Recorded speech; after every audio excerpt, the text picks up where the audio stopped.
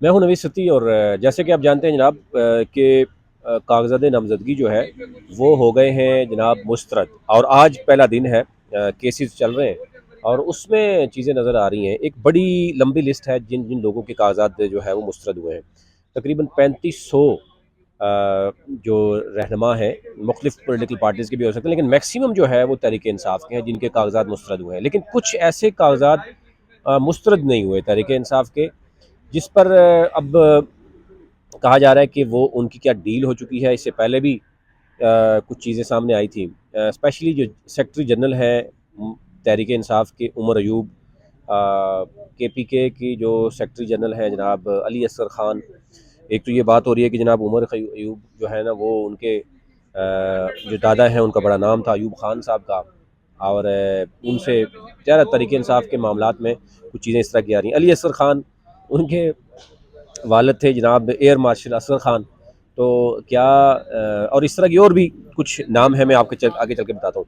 अब इसमें देखें एक बड़ी लिस्ट है। के पी के से NA 1 से शुरू करें, यानी चित्राल से शुरू होती है, NA 1 से लेके 266 तक जाएँ तो आपको चारों सूबों में नज़र आएगा कि क्या मामला हैं। अच्छा, मुराद सईद हैं, सलीम रहमान है, फैसल कलीम, मतलब बड़े बड़े नाम हैं। तो आतिफ खान है, अली मोहम्मद खान, इफ्तिखार मशवानी, शेर अफजल मरवत, अब असद कैसर, शहरियार अफरीदी, आज़म स्वाति, शानदाना गुलजार, फिर इसी तरह एक हज़ारा में से जो आज़म स्वाति हैं और मुश्ताक गनी मुल्क में नहीं है। बाकी एक बात हो रही है कि पूरे हज़ारा में सिवाय इन दो के किसी के भी कागजात मुस्तरद नहीं हुए।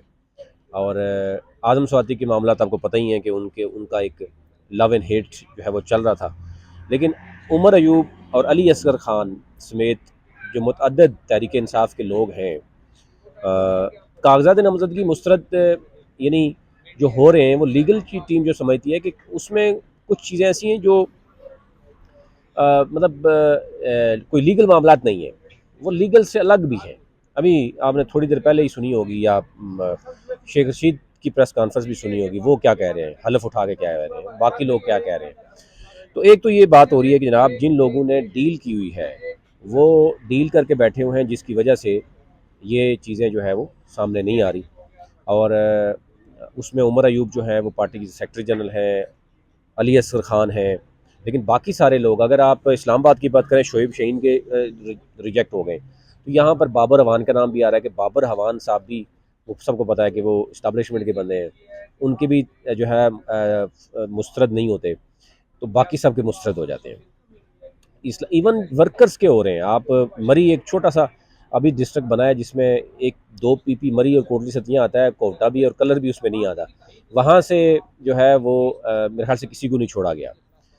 और वहाँ इरफान सोहेल अब्बासी जो है वो एक यूनियन कौंसिल या एक आप ये समझें कि एक PP का भी रहनुमा नहीं है। इसी तरह मेजर लतासब रिटायर्ड हैं या मुर्जा सत्ती हैं, तो इनके भी मुस्तरद हो गए हैं, जो इससे पहले कई दफ़ा इलेक्शन लड़ चुके हैं, कोई नए लोग नहीं हैं। उनको पता है कि कागजात में क्या होना चाहिए, क्या नहीं होना चाहिए। लेकिन उमर अयूब के और अली असगर खान समेत, बाबर अवान समेत बहुत से लोग ऐसे हैं जिन पर ये मामला जो है वो बड़े मशकूक नज़र आ रहे हैं।